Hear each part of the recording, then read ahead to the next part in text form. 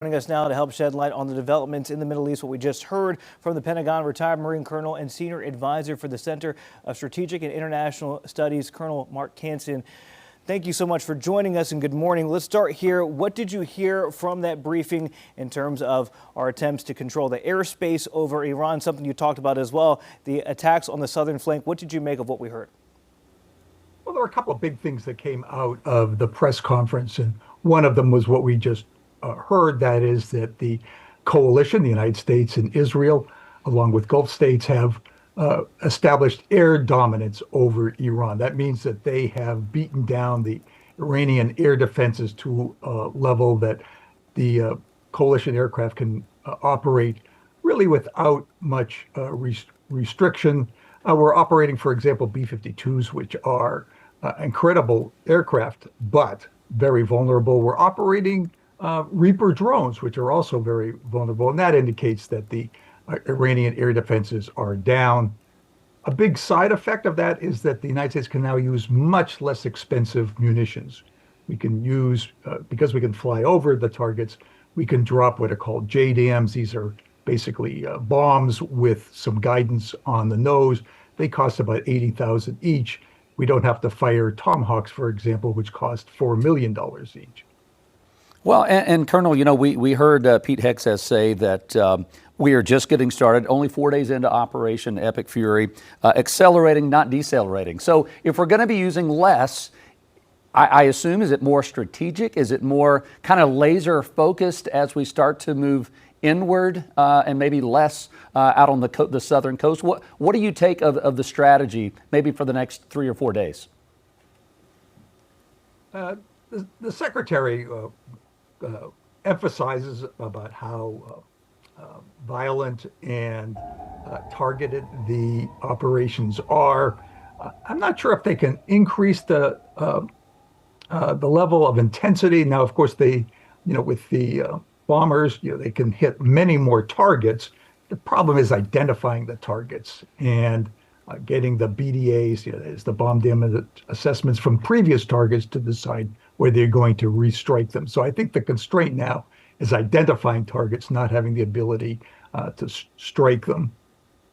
And Colonel Cancian, we heard a question from a reporter in the crowd talking about the unfortunate strike on a Iranian girls' school and the casualties there. He asked the secretary about the investigation into that and whether they knew whose munitions it was.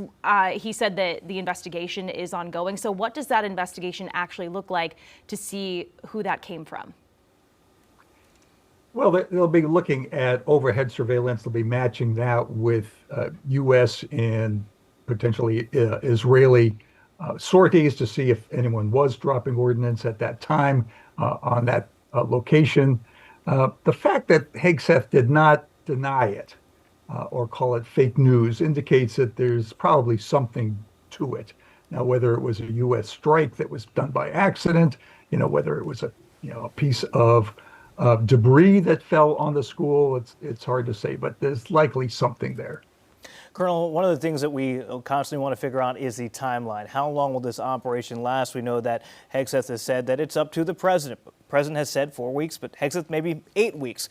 Knowing that we have complete control of the airspace by the end of the week, knowing that we've decimated the Iranian naval fleet, how long do you think the Iranians can realistically hold out, given the fact that we'll have complete control of the air?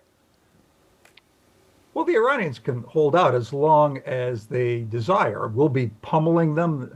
The U.S. and Israel will be attacking a wide variety of targets. The longer the war goes on, the weaker their military operation becomes, and the more of their political leadership that gets taken out. But if they want to endure it, they can. And one of the things that has happened historically with strategic air campaigns is that populations can just hunker down, and if they want to tough it out, they can do that. Now, at some point, there may be a new Iranian leadership that comes in and decides that this is not worth continuing. I think we'll hear about that in the next couple of days. Not even clear at this point whether there is an Iranian government. Colonel, when you look at just the military muscle that the U.S. has, the technology, along with our allies around the world, but just where we've come in 50 years that we can be 4 days into this operation. I'm not sure the percentage of destruction that we've already caused in Iran, but all of this happening without boots on the ground. Could you have even said that 50 years ago?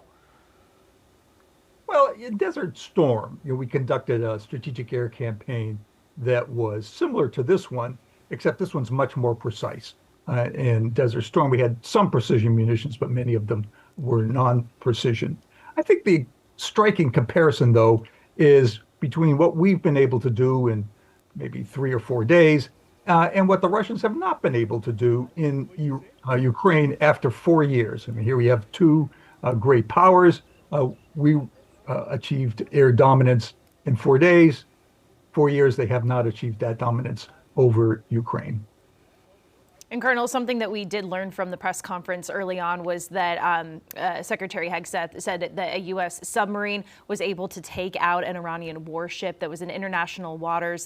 Sri Lankan officials are responding to that and trying to rescue people. What's the significance of taking out a warship like that? And in international waters, does that make things a little bit blurry, or is that a gray area in terms of the situation? I'm going to leave that to the lawyers, because you get into questions about, are we at war, and what's the nature of this conflict, and then what are the legal, implications for that. But what is important is the message that the United States was sending to Iran, and that is that even its assets that are outside of the region are at risk, and that we can take those assets out because of our global reach. Colonel, kind of going off of what Annie asked you earlier in terms of the strike to the elementary school, when you're dealing with Israeli strikes, United States strikes, Secretary Hegseth saying that we do not target civilians. Can you walk us through how the U.S. picks out targets and how they try to limit as much as possible the loss of innocent civilian life? Yeah, I think the U.S. and the Israelis have basically drawn a line through Iran, and that the Israelis attack things north and west of the line. We attack things south of the line. So it's probably clear whose area this fell into. Now, in terms of targeting, and I did this in a previous life in the military, it goes through several stages. Intelligence officials identify potential targets. Those are analyzed to see whether they would be valid targets, whether there would be effects on civilians. There's a tool that the military uses to assess collateral damage. I think it's called the FAST assessment tool, but it's nicknamed Bug Splat because that's what the image looks like. But that's done to make sure that the effects of an attack, even if the target is valid, don't affect civilians around that. But errors happen, and it may be that the school was mistaken for something else. It may be that there was some Iranian asset near the school that the United States was going after, and that that damaged the school. There are a lot of things that are possible. So an investigation is important. Colonel, final question. We know the U.S. is going to continue to apply pressure. What does the goal line look like? Are there certain boxes that we're going to continue to check, and then once we've checked them all, then we kind of let go of the pressure, or do we wait for the other side, for Iran to basically wave the white flag and say, we can't take anymore? How do we know when we're done? Well, I think that we're going to keep the pressure on until Iran gives up. I don't think we're going to release the pressure. At least that was certainly the impression that Secretary Hegseth gave. There have been two descriptions of what the end game might look like. One is that we keep bombing them until the Iranian government decides that it's had enough, and then they agreed to negotiations that would, in fact, end their nuclear program and their ballistic missile program. The president at the very beginning talked about the Iranian people rising up and overthrowing the government. And that would be a mechanism. Now, of course, they did that back in January. the government inflicted tens of thousands of killed on the demonstrators. Not clear whether the Iranian people are willing to do that again, but that would be another way that the conflict could end. Retired Marine Colonel Mark Cancian joining us once again on Monday. We told you, please don't go very far, that we would be bringing you back in, and we appreciate you taking the time to join us this morning. Thanks for having me on the program. Queen City News Plus. Just search Queen City News on your smart TV's app store.